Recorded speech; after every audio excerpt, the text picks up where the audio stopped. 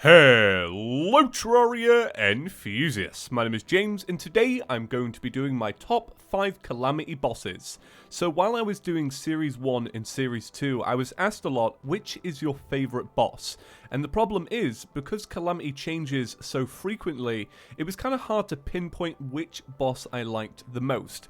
But over Series 1 and Series 2, I enjoyed certain fights more than others. So today I want to give you my top 5 list, but I also want you to bear in mind that this is filmed during October/September of 2017.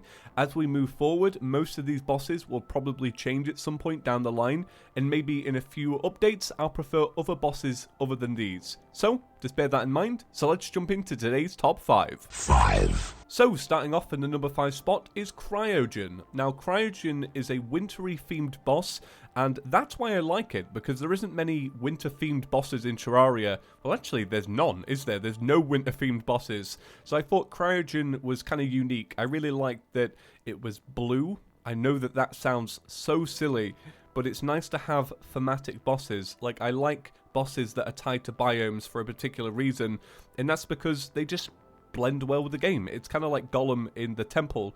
Like, those two just seem hand in hand, and CRYOGEN really fit in with the rest of the game. I also liked that in Revengeance mode, it was a little bit more difficult as well. I liked that it had that shield ability where you had to knock out the shield and then take it down. And it was tough enough that it needed its own arena, and I like that because it's early hard mode. You're not really building any arenas because all of the mechanical bosses can just kind of, you know, you can just fly through your world with those ones. But you actually had to take a minute to build something, and I really liked that. CRYOGEN was a fun one, and I enjoyed it in both seasons. 4. So, in the number 4 spot is POLTERGHAST. So, when I first saw this boss in Season 2, I just thought it was somewhat of a Plantera ripoff, but once somebody said to me that it's because Plantera's soul goes to the dungeon and then it wants, you know, revenge, I thought that was pretty unique, and it kind of made sense to me in a way. And the reason I really like this boss is because when Plantera was first added, I really struggled with Plantera, and I thought that it was a really hard boss.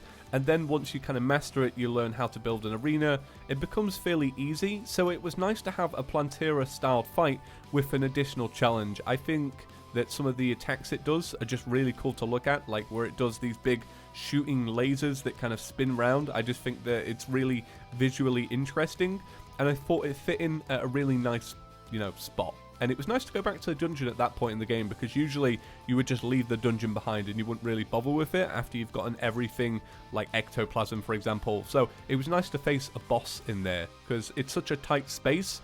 So it, you know, once again, made you mold your world a little bit. And I feel like I'm noticing a trend here, molding the world. I just like that. It's a nice mechanic to do in Terraria. 3. Now, in the number 3 spot, I'm going to go with YHARON. So, if I'm honest with myself, I didn't really enjoy YHARON in Season 1. I thought it was just a bit generic. It's like Duke Fishron. It's very similar to Duke Fishron when I first did it, and I feel like that's what I didn't like. But when they added the mechanics in Season 2 with the big fire tornadoes, it actually got really interesting because it made you kind of change up your strategy, and I really liked how it kind of required a slime mount to work, where you had to kind of drop down at either side of the tornado just to get that speed boost. I thought that that was really clever, and I find myself going back to that fight and just enjoying it still. So yeah, YHARON is ranked pretty damn high. It's a pretty fun one. And although it is inspired by Duke Fishron, I feel like it does enough to kind of separate itself from it now. Although, like I mentioned, it didn't a few months ago. But now, I feel like it's great. 2. Now, in the number 2 spot, the Desert Scourge. So, I feel like I really like this boss just because I kind of like worm bosses, and I feel like the Desert Scourge really fits into the progression of the mod. Like, it's the first boss that you encounter pretty much, and I feel like it's actually a pretty decent challenge. The cool thing about the Desert Scourge is it has a very simple AI, and once you learn it, the fight becomes pretty easy. But learning that AI is actually pretty satisfying. You know, it's a nice little challenge when you're first starting off your playthrough to just have this boss that completely takes you by surprise at first, and then you begin to master it, and it becomes really interesting. I also like that it drops a few different items that are related to the ocean, so you can use them for other crafting stuff later down the line.